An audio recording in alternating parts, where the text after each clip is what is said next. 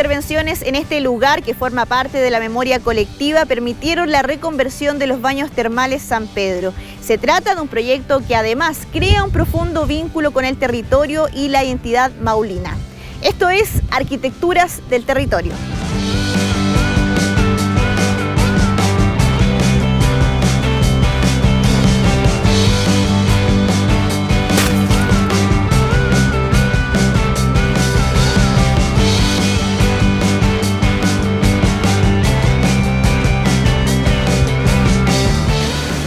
Cuéntanos cómo nace tu interés por la cordillera, cuál es tu conexión con este lugar maravilloso. Bueno, mi interés principalmente nace desde muy chiquitita. Yo he vivido siempre en Romeral y he podido ver los arreos de diferentes animales que pasaban por fuera de mi casa y los paseos hacia la cordillera los fines de semana con mi familia. Desde ahí he tenido un vínculo bastante importante. La universidad también me dio un vínculo con mi taller de investigación. Pude hacer una investigación extensa, esta vez de la cordillera de Talca. ¿Ya? Entonces por ahí como que ya se va hilando un poco la historia de mi interés en la cordillera. Claro. O sea, por una parte tu experiencia, has vivido siempre en este sector. Sí. Y también cuando luego ya ingresas a la universidad en este ramo. En ese ramo he podido desarrollar y estudiar la cordillera. Distintos autores me permitieron entender el territorio, de cómo se ha ido degradando en el tiempo, estudiando cómo se ha visto al principio como una frontera, después como una zona donde efectivamente se puede habitar. Y eso ha ido desarrollando este interés en seguir investigando el lugar. Claro, esa información ha sido fundamental también para luego saber y elegir lo que va a construir, porque acá estamos en la obra que tú decidiste realizar. Exacto, eso te permitió, esa información, ese antecedente, tu experiencia finalmente deriva en esto. Claro, cuando uno hace una mirada de la arquitectura es súper importante leer el territorio. Y si uno tiene una base investigativa potente, es mucho más fácil después darlo a entender en un proyecto. Entonces cuando uno lo estudia, lo recorre, lo camina y llegas a un lugar que parece idóneo, ya la lectura es mucho más sencilla y es mucho más fácil poder decantar en algo en una intervención que le sirva al lugar, claro, que se adecue y no sea algo tan artificial. ¿Tú cuando pequeña igual venías a este lugar? Sí. ¿Ya lo conocías bien? Sí, lo conocía desde chica. Sí. Súper. ¿Y en qué momento vienes o tú dices ya, acá va a ser esta obra? Bueno, dentro de la investigación se hace un recorrido desde Los Queñes hasta el límite. Y ahí voy estudiando esto, recorriéndolo y voy distinguiendo distintos puntos de interés en la cordillera. Y los baños termales para mí son el remate de este recorrido por la alta montaña y es súper interesante porque se toma como un remate, pero también como el inicio desde las personas que vienen desde el territorio argentino. Desde el otro lado, claro. Desde el otro lado. Entonces es como un umbral donde suceden distintas actividades y es un espacio público cordillerano masivo. Un punto de encuentro acá. Como ese, un punto de encuentro. Entonces, claro, es como un remate y un lugar de llegada y donde se generan actividades. Me pareció súper interesante poder intervenir en este lugar.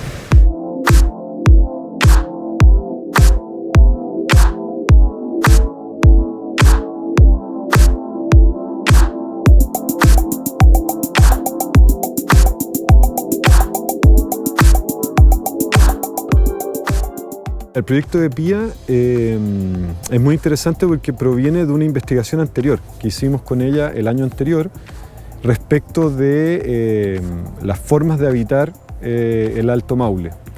Y llegamos a conclusiones interesantes que tenían que ver con que la cordillera en general en Chile es tratada oficialmente, digamos, como frontera, en el imaginario y en la manera en cómo se discute, cómo discurre la historia oficial de la cordillera.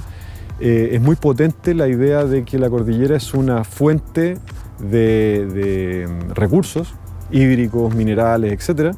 Y además es frontera de la nación, pero subyace toda una tradición muy potente, cultural, en Chile y aquí en la zona, en el Maule en particular, que queda un poco subsumida por esta otra idea de el Maule y la cordillera, el Alto Maule y la cordillera como espacio extractivo.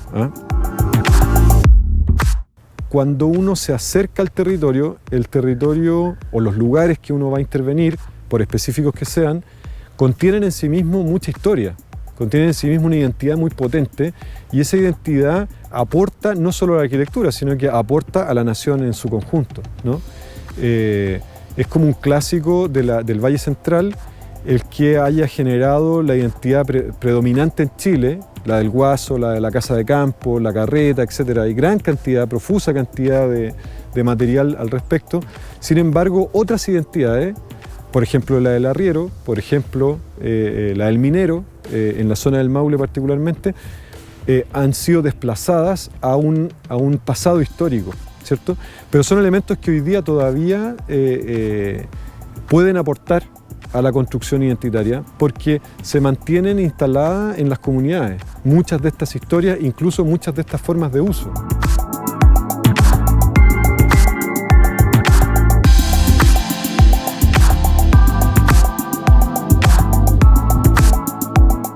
Cuéntanos finalmente qué es lo que tú decías acá, intervenir. En la intervención, los baños termales de una preexistencia. Son pozas de agua templada con diferentes minerales que siempre han existido en la zona. Y el proyecto busca, a partir de mínimas intervenciones, poder concretar y dar una zona de confort al lugar. También dar un orden. Entonces, en base a 3 intervenciones, se genera el proyecto. Que sería como formalizar la huella de las personas desde el lecho del río hasta las pozas. Ya. Crear una pausa en base a una plataforma de madera que genera como este plano horizontal donde se generan las actividades, donde yo puedo conversar, me puedo sentar, puedo sacar una foto de forma cómoda. Y la tercera intervención sería formalizar el derrame de agua termal desde la poza más alta hasta el lecho del río, mediante estas vigas de hormigón armado y este receptáculo que es donde decanta el agua. Ya, son 3 intervenciones entonces que vienen a ordenar este lugar. ¿Por qué tú dices ordenar? ¿Cómo estaba antes? Si bien había una preexistencia y una intervención y existían las pozas, era un barrial. Había agua estancada, generaba mal olor, tú no podías pisar porque se te hundían los pies. Entonces, si bien existía y la gente lo visitaba, no era cómodo. Ya. No era de fácil acceso. No era de fácil acceso. Ya. Y ese puente fue fundamental para hacer este camino. Años atrás, en el 2006, aquí se ejecutó un proyecto completo, donde hubo un puente, pero a lo largo de los años y el caudal del río se lo llevó. Ya. Y después nunca más hubo un puente. La situación se hizo peligrosa porque después de eso falleció una persona, producto de que no había un acceso formal. Entonces, claro, cuando yo llegué a este lugar y quería construir, también me vi con la misma limitante de que no había un acceso para pasar materiales, para poder transportarme de forma segura. Y junto al municipio de Vialidad gestionamos la integración de este proyecto de un puente. Ya, o sea, para ya llegar a construir acá, para ti se te dificultaba el acceso y el traer material y todo lo que significa el proceso de construcción. Sí, entonces el puente también es parte súper importante del proyecto, porque si no, no se hubiera podido construir de forma más ágil. Claro.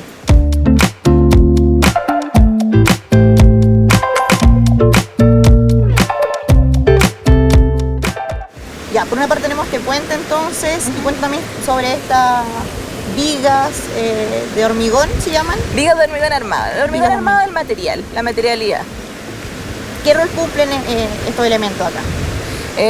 Principalmente a ordenar, dar un nuevo orden al lugar para entenderlo de forma distinta y poder habitarlo.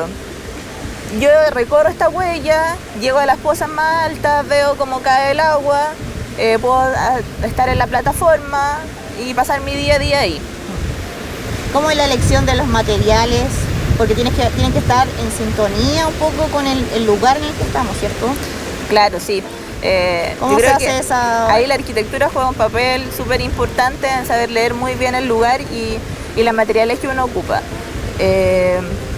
si uno puede hacer el recorrido desde Los Queñes, el camino un poco te va como alimentando de lo que tú puedes encontrar, y es como la materia prima del lugar lo que se proyectó en las termas.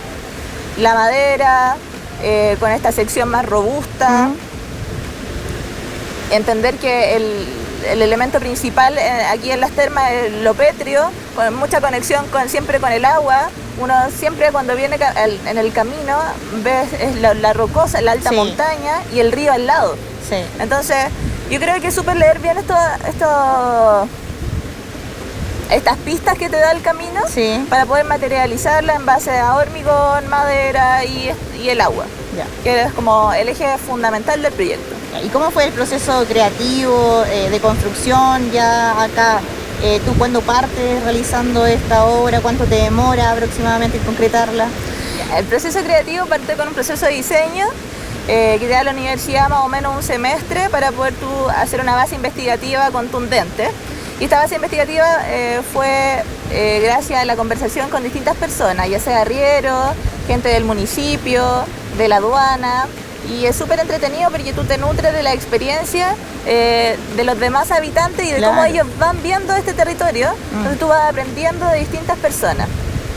El proceso constructivo fue más bien complejo porque uno tiene que limitarse también y entender la zona climática donde tú estás trabajando. Yo tenía que definir mis tiempos en base a la cordillera, simplemente a lo que te permitía trabajar en la luz del día, si iba a nevar o no, si iba a llover. Estar pendiente de muchos factores. Estar pendiente de demasiados factores, y eso yo creo que fue lo más complejo de todo el proceso constructivo. Aparte de la lejanía que tú tienes con... Aparte de la lejanía, porque la lejanía uno lo puede manejar. Porque en mi caso fui muy estratégica en los viajes que realicé para hacer intervenciones puntuales en el lugar y después luego volver. Y el volver me permitió prefabricar muchas de las piezas que yo iba a necesitar para el moldaje, por ejemplo, de las vigas o de la plataforma. Entonces cada vez que yo hacía viajes fueron súper estratégicos y bien planeados para aprovechar el tiempo en la cordillera, porque sabía que era un trayecto, era un trayecto largo extenso. Que había que premeditar y pensarlo muy bien.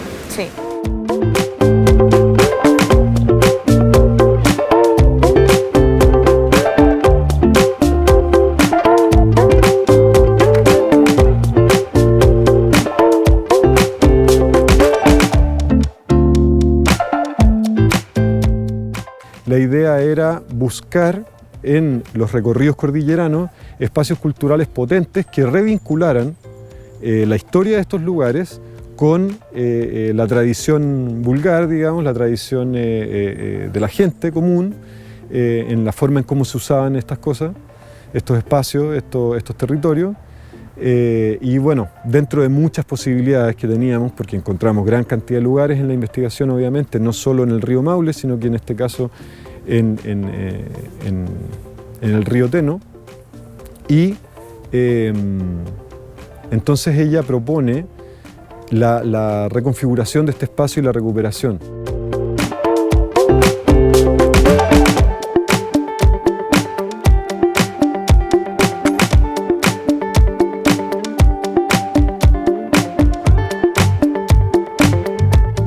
En términos de paisaje, de territorio y de historia de nuestros territorios, la arquitectura viene a, por un lado, suplir un déficit, ¿cierto?, de infraestructural en términos de cómo se ocupan los lugares, pero por otro lado proponer una nueva visión, una manera particular de entender estos lugares y su valor estético-cultural y económico, obviamente, porque esto tiene una conexión con el turismo, por ejemplo, de Los Queñes, para darle forma a una arquitectura, ¿cierto? Por lo tanto, el arquitecto lo que hace, en este caso Pía, y lo hace muy bien, es sumarse a una historia, subirse a un tren que va en marcha, construir con la historia del lugar y no ex novo, ¿no? Entonces, hay una condición de lo nuevo, pero que surge en la comprensión profunda de las historias del lugar, de las personas que lo habitan, de la estructura del paisaje, de los colores del lugar, de las oportunidades en definitiva, que vienen a generar una arquitectura particular, una arquitectura para el lugar.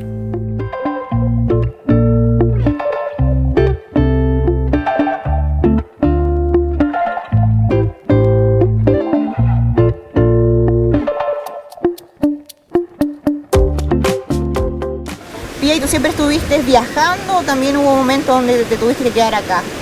De las dos formas. La mayoría pude viajar porque así veía las cosas que se estaban prefabricando en Romeral y las cosas que se estaban construyendo. Pero también tuve la oportunidad de quedarme y ver cómo esto se iba desenvolviendo durante el día, la noche y era una experiencia súper entretenida también. Sí. Y en ese proceso de construcción, ¿cómo fuiste formando esa red de colaboración? ¿Quiénes te ayudaron en este proceso? Bueno, creo que me ayudó un poco el hecho de haber vivido en Romeral. Tenía buena llegada con la gente del municipio, además son personas súper proactivas que les interesa mucho lo que pasa en su comuna. Entonces creo que el proyecto vino a potenciar también los intereses del municipio y todo lo que rodea la cordillera. Entonces, en ese sentido, la red de apoyo fue muy cercana a la municipalidad, a los maestros, a la gente de la aduana, de vialidad. Todos ellos siempre estuvieron bastante pendientes de lo que pasaba en San Pedro y sin duda fueron un gran apoyo para construir esta obra. Ya. Y por una parte también hay que ser ágil en el sentido de ir generando vínculos con diferentes actores para que también te ayuden, se interesen en tu proyecto. ¿Cómo es ese proceso? Claro, yo desde que pensé ir a trabajar en la cordillera, iba a la dirección de obra y hablaba con el director y leía los diarios que habían de noticias de San Pedro o veía los mapas que estaban ahí guardados. Entonces uno ya empieza a generar un vínculo, conversaciones, buena onda. Después te preguntan, Pía, ¿y cómo vas con la investigación? Se van interesando cada vez más. Se van interesando y además hay gente que siempre ha vivido en la zona. Entonces se forma un cariño, eso es como algo mucho más cercano. ¿Y acá quiénes participaron? Por ejemplo, ¿participó alguien de tu familia en la construcción? ¿Eran maestros de acá de la zona? Claro, eran maestros romeralinos, mi familia obviamente también aportó, pero en conclusión fue eso, fue un núcleo bien cerrado que apañó bastante y como que ahí se concretó el proyecto en sí. Ya.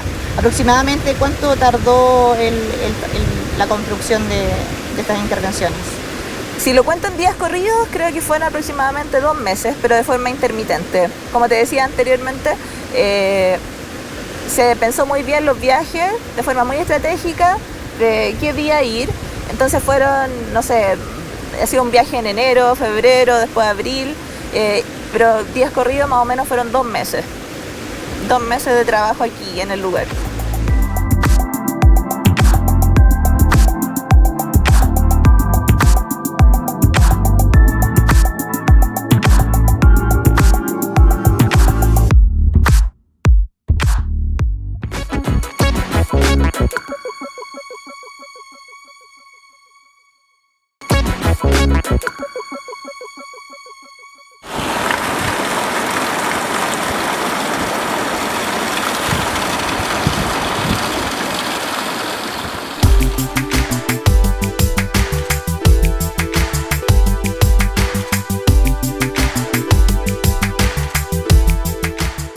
Pía, por una parte tú tienes cuidado con la elección de los materiales, pero por otro también te preocupa, por ejemplo, que no sea tan invasivo lo que construye en este lugar. ¿Hay preocupación por ese aspecto?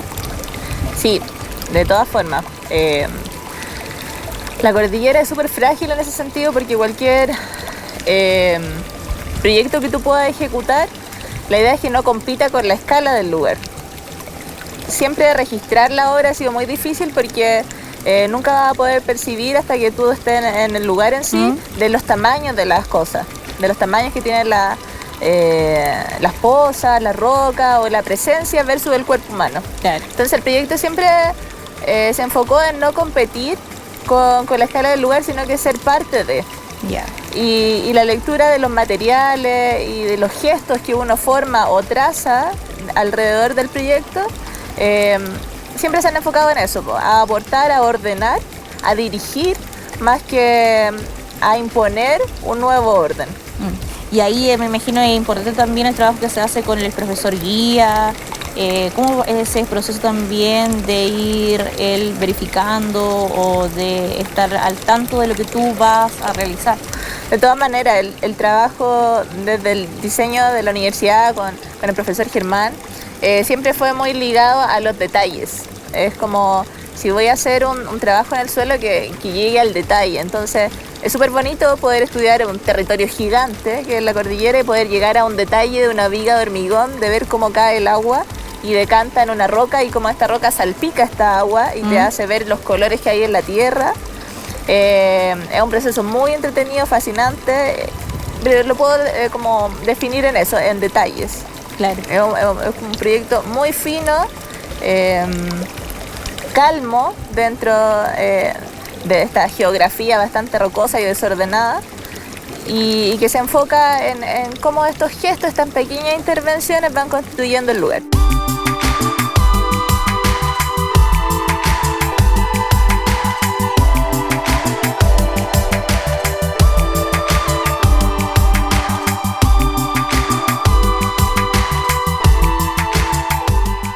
Por muy pequeñas que sean estas intervenciones, o grandes, lo que debiesen procurar es este encuentro entre lo nuevo y lo antiguo, entre lo histórico y lo contemporáneo, entre lo arcaico y lo moderno, porque respetar las culturas específicas permite a la arquitectura también encontrar un espacio de desarrollo.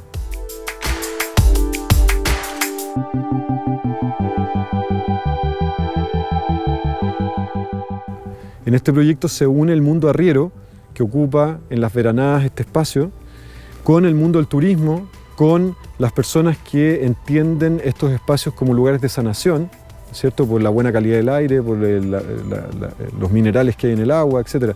Se unen en un mismo espacio distintas maneras de entender el territorio, ¿cierto? Esas son las formas de habitar, ¿cierto? Porque tienen que ver con la manera en cómo yo comprendo el espacio que ocupo como extensión, además, ¿no? Cultural del individuo.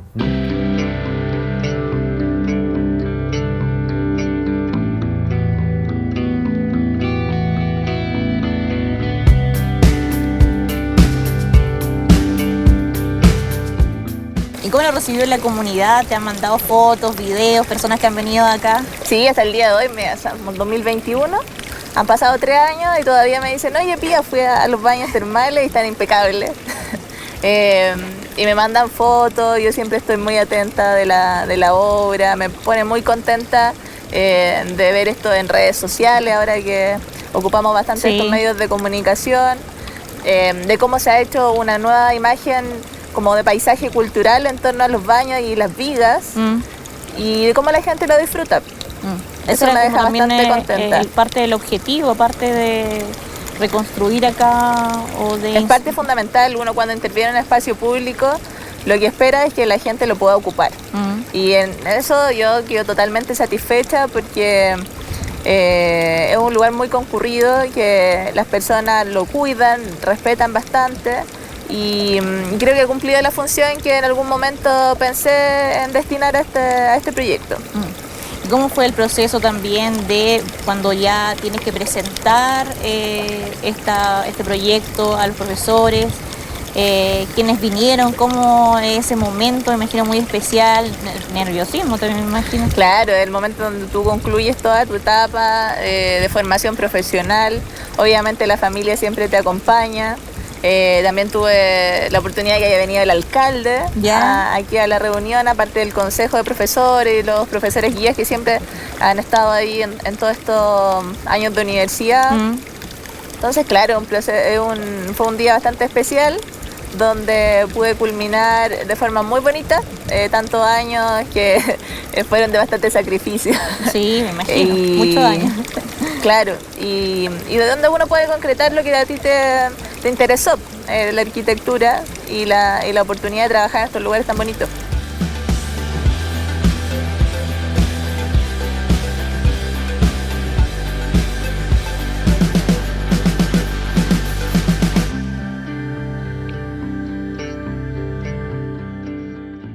la obra que está en los Baños San Pedro, en donde viene a dar y entregar un valor tremendamente grande a poder encauzar el agua por unas vigas de concreto y también cayendo un disco arado todo lo que es el agua que va saliendo de los baños termales. Y esto obviamente que va a sumar mucho el turismo, como nosotros hemos planteado al Paso Internacional Vergara, como un paso, pero un paso a la aventura, ya que sigue siendo un camino en algunos tramos de tierra, no en muy buenas condiciones, especialmente para vehículos 4x4 y también para camionetas, para vehículos más altos.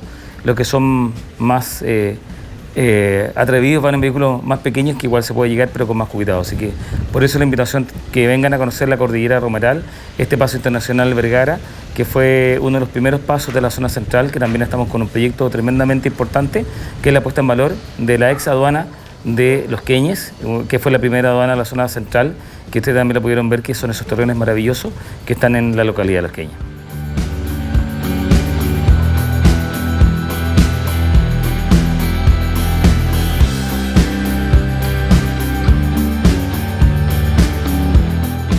La cordillera desde siempre ha tenido una vinculación muy fuerte con la idea de la sanación, ¿ah?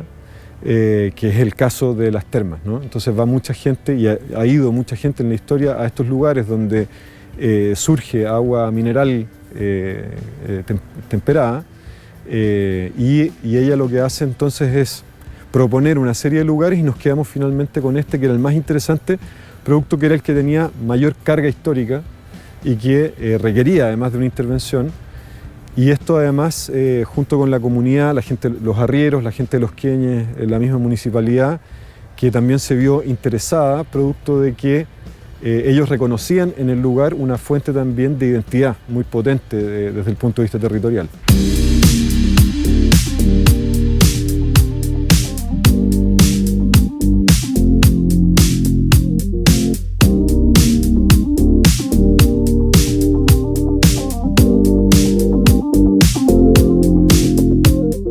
Ya hace 3 años entonces que culminaste este trabajo. ¿Hay un proceso también de mantenimiento, de preocupación, de volver a este lugar, a visitarlo? Claro, en mi caso, yo siempre vengo de paseo. Vengo a estar en el lugar y obviamente como lo diseñé y estuve parte del proceso constructivo, obviamente me voy a preocupar del mantenimiento de las vigas, del receptáculo, o si, no sé, hay que pintar algo, lo voy a hacer. Pero he tenido bastante suerte, que la gente lo cuida mucho. Cada vez que vengo no hay tanta basura que generalmente ocurre en los lugares muy lejanos. Y la gente que habita la cordillera y que suele recorrer estos lugares es porque le tiene mucho cariño. Entonces al final, claro, el mantenimiento lo hacemos todos y en mi caso ha sido más sencillo. Ya. Y desde el punto de vista académico, ¿cuál es el mayor aprendizaje, tú crees, de este tipo de proyectos que se hace en la universidad? Creo que la Escuela de Arquitectura de la Universidad de Talca, a diferencia de otras escuelas a nivel nacional, tiene esto de poder leer el territorio en que vivimos. Y eso nos acerca bastante y nos aterriza como profesionales a poder entender la escala en que tenemos que trabajar. Y el poder titularse con una obra construida simplemente es un plus dentro de la competencia que uno puede tener después en el campo laboral, en nuestro campo laboral. Y tener la experiencia previa de haber construido algo y después presentarte ante, no sé, una oficina de arquitectura, es un plus, como te había dicho anteriormente. Para tu carrera profesional también, obviamente, es súper importante. Sí. ¿Qué lo diferencia de otras, por ejemplo, escuelas que no realizan este tipo de obras? Creo que es un proceso que te hace crecer como profesional, porque te acerca mucho a la construcción. Al saber manejar los materiales, las inclemencias climáticas, por ejemplo. A jugar con bastantes variables que de forma teórica tú nunca vas a poder desarrollar. Y la escuela creo que te prepara muy bien en ese sentido. Ya también recibiste un reconocimiento internacional, el premio Young Talent. ¿Qué significó ese premio en tu vida? ¿Cómo fue ese momento? ¿Cómo te avisan? ¿Cómo lo recibiste? Obviamente fue una noticia muy gratificante. El Young Talent es una plataforma donde tú te das a conocer de forma mundial y que reconozcan el proyecto donde tú te titulaste. Sin duda que es algo muy importante para mí como profesional. Además, te permite generar redes alrededor del mundo y te ayuda a visibilizar una nueva arquitectura mucho más puntual, mucho más cercana al territorio, y es que lo que visibiliza finalmente la escuela. ¿Y qué te decía tu familia, por ejemplo, cuando se enteró o les contaste? Les conté y se pusieron contentos, pero no saben mucho de qué se trata. Pero igual es un reconocimiento internacional, ¿no? Claro, menor. Ahora cuando después lo vieron en las noticias, todas estas plataformas de redes sociales, se dieron cuenta de que en verdad era importante y me felicitaron, ¿no? Están súper contentos y creo que se sienten bastante orgullosos.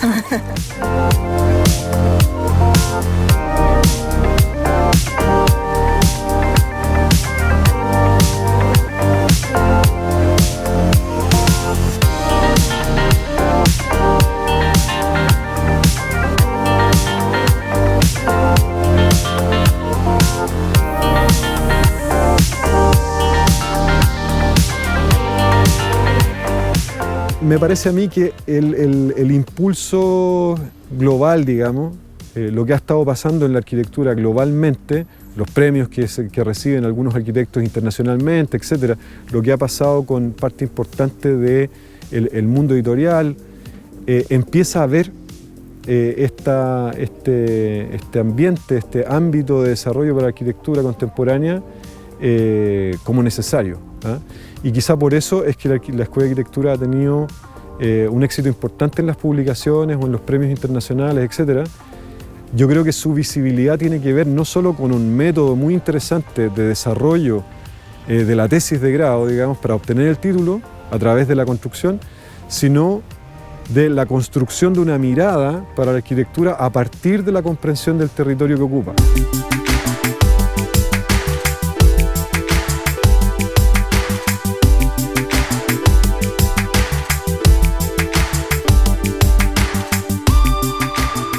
Este espacio de investigación, de indagación arquitectónica, creo que genera o es capaz de, no siempre, pero genera un ambiente, un ámbito en el que pudiese surgir elementos nuevos, ¿ah? Y eso me parece que es muy interesante y creo que le da sentido al desarrollo de esta Escuela de Arquitectura en una región tan vasta, ¿no? como la región del Maule, que es grande como un país, que está absolutamente copada, llena de diversidad identitaria, arquitectónica, constructiva, y que merece, creo yo, no solo esta región, cualquier región, ser tratada desde esa especificidad para conectarse con estas otras corrientes globales, pero siempre atendiendo lo que estos propios lugares concitan y generan y significan.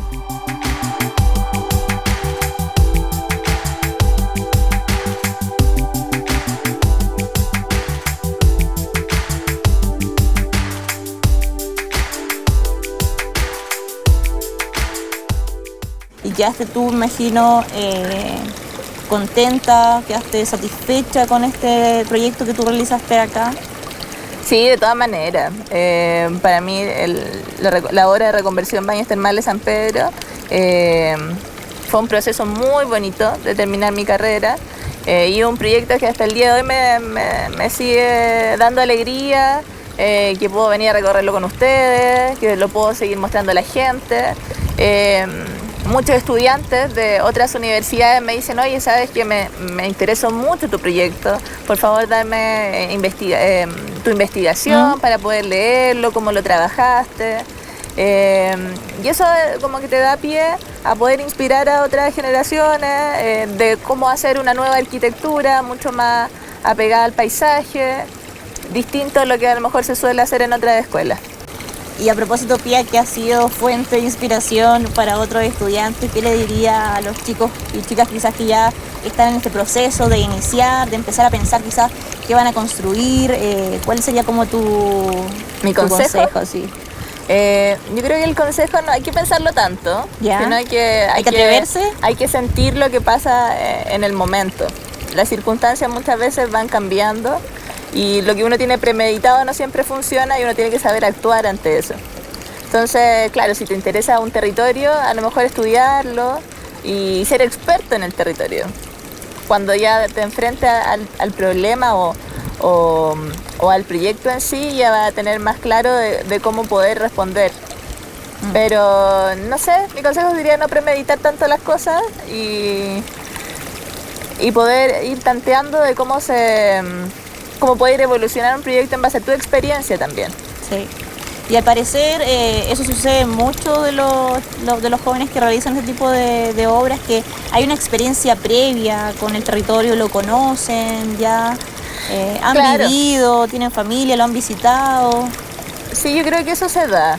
Además, la escuela y los proyectos que uno desarrolla a lo largo de los años te permite recorrer múltiples territorios, sea de la costa, cordillera, Valle Central. Uno se va haciendo bastante experto en temas de cómo el quehacer de las personas de los oficios, y eso te permite crear un bagaje que pues cuando tú ya eres profesional dices, oye, ¿sabes qué? Esta rama me interesa, claro, y esto quiero potenciar y me gustaría trabajar, y es una investigación que se da en tu último año. Claro, al finalmente todo un proceso que hay detrás, no es solo llegar y construir, sino hay toda una investigación, antecedentes que se recopilan para finalmente concluir en estas obras. Exacto, es un proceso largo, serio, en que uno recopila antecedentes de las personas, geográficos, y en el que uno va levantando, haciendo como una cartografía de información que va nutriendo cada uno del proyecto donde tú enfocas tu interés. Sí, bueno, y se nota en este tipo de obras la importancia que tiene ese trabajo. Te queremos agradecer, Pía, que nos hayas mostrado tu obra. Felicitaciones y muchas gracias por participar. No, muchas gracias a ti, Daniela, por dar a conocer estos tipos de lugares y también por traerme de nuevo acá a poder disfrutar de la cordillera.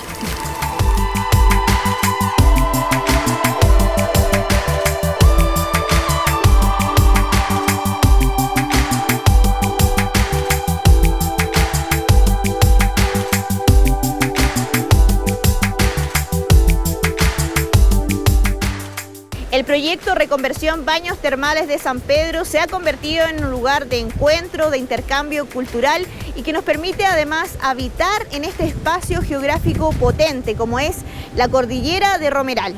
Hasta pronto.